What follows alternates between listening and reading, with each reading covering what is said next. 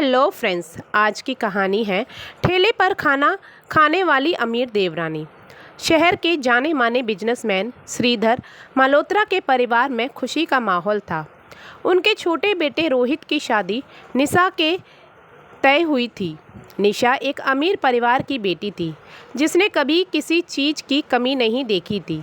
शादी बड़ी धूमधाम से हुई और वह मल्होत्रा हाउस की नई देवरानी बनकर आई।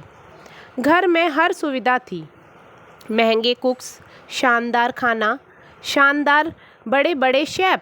लेकिन निशा को घर का खाना जरा भी पसंद नहीं आता था। उसे हमेशा बाहर के खाने की तलब लगी रहती थी, खासकर ठेले वाले चटपटे गोलगप्पे, छोले भटूरे और पाव भाजी की। उसने बचपन से ही ठेले का खाना इतनी बार खाया था कि अब उसकी आदत बन चुकी थी उसे।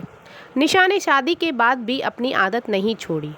हर दिन कोई बहाना बनाकर वह घर से बाहर निकलती और गली के मोड़ पर लगे ठेले से चटपटी चीज़ें खाती। कभी साड़ी की शॉपिंग का बहाना, कभी मंदिर जाने का, तो कभी सहेली से मिलने का। लेकिन असली मकसद था अपने फेवरेट ठेले से खाना खाना। उसकी जेठानी सुमन को कुछ शक हुआ। एक दिन उसने निशा का पीछा किया और देखा कि वह ठेले पर मज़े से पाव भाजी खा रही थी।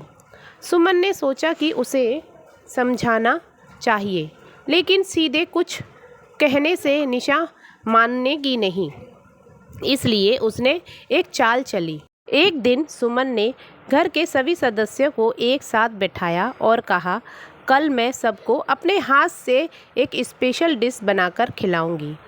सबको ज़रूर चखना होगा। अगले दिन उसने वही ठेले की पाव भाजी बनाई, लेकिन उसमें कुछ खास मिलाया। थोड़ा ज़्यादा तेल, मसाले और सफाई का ध्यान नहीं रखा, जैसे आमतौर पर ठेले पर होता है। निशा ने पहली बाइट में ही पहचान लिया कि यह स्वाद ठेले के खाने जैसा है। सुमन ने हंसते हुए कहा, कैसा लगा स्वाद? यही तो है तुम्हारे पसंदीदा ठेले का स्वाद। अगले ही दिन निशा को पेट दर्द हुआ और फूड पॉइजनिंग हो गया। डॉक्टर ने बताया कि बाहर के खाने से इन्फेक्शन हो गया है।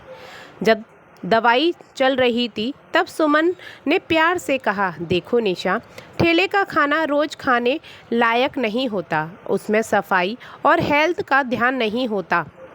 कभी कभी खाने में कोई बुराई नहीं, लेकिन हर दिन खाने से सेहत बिगड़ सकती है। निशा को अपनी गलती का एहसास हो गया। उसने घर के स्वादिष्ट और पौष्टिक खाने की अहमियत समझ ली। अब वह खुद घर का स्वादिष्ट स्ट्रीट फूड बनाना सीखने लगी, ताकि बिना सेहत खराब किए अपनी पसंद को पूरा कर सके। तो फ्रेंड्स, हमें इस कहानी से यह सीख मिलती है कि स्वाद ज़रूरी है, लेकिन सेहत सबसे ऊपर है। बाहर का खाना कभी कभी ही ठीक लगता है, पर सेहतमंद ही असली आनंद देता है। तो फ्रेंड्स, आज की ये कहानी आपको कैसी लगी मुझे कमेंट करके ज़रूर बताइएगा और मेरे चैनल को सब्सक्राइब करिएगा। Thank you so much.